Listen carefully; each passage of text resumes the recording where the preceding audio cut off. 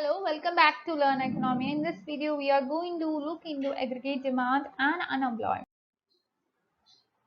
We know what aggregate demand is. Aggregate demand is the total demand in the economy. So, when aggregate demand increases, unemployment decreases. That means that when demand increases, there will be more production. In order to produce more output, we have to employ more laborers. So, as a result, there will be a reduction in unemployment. So, in this case, the real GDP output would increase and also the price level would increase. This situation describes the demand pull inflation scenario, right? As more workers are hired, unemployment situation would come down. That is something which is very normal, and this is what we could see in our everyday life as well. As a result, the decrease in labor demand reduces labor market tightness and raises unemployment. So this is the other side of the coin. When there is a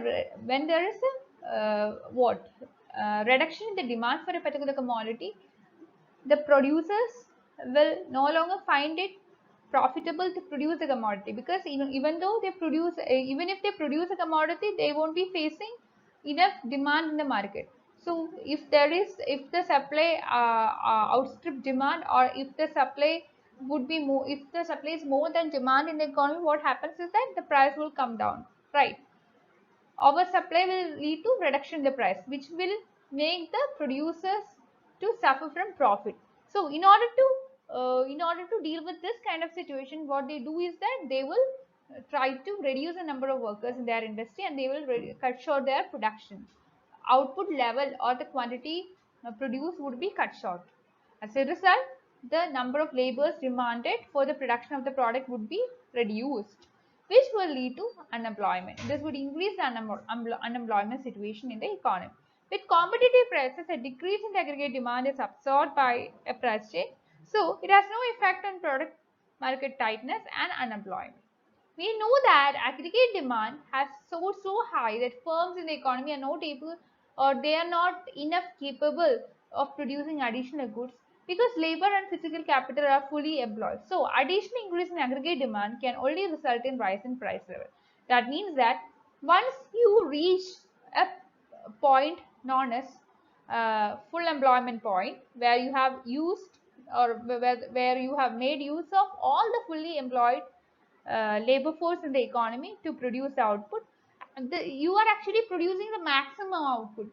You won't be you are no longer able to increase output, because all the laborers available in the economy are employed now.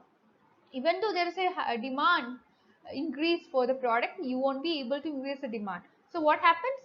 The more demand is there, but you are not able to increase the demand. Sellers are not, or producers are not able to increase the demand.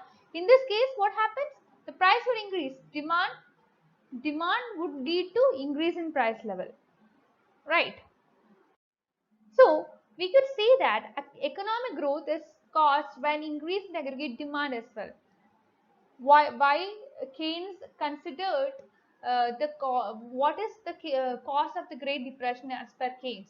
Keynes told that it was lack of aggregate demand, or it was not ample aggregate demand in the economy, which lead to the depression kind of situation in the economy, which was the main cause of the Great Depression of 1930s. This was the main idea put forward by Keynes, right?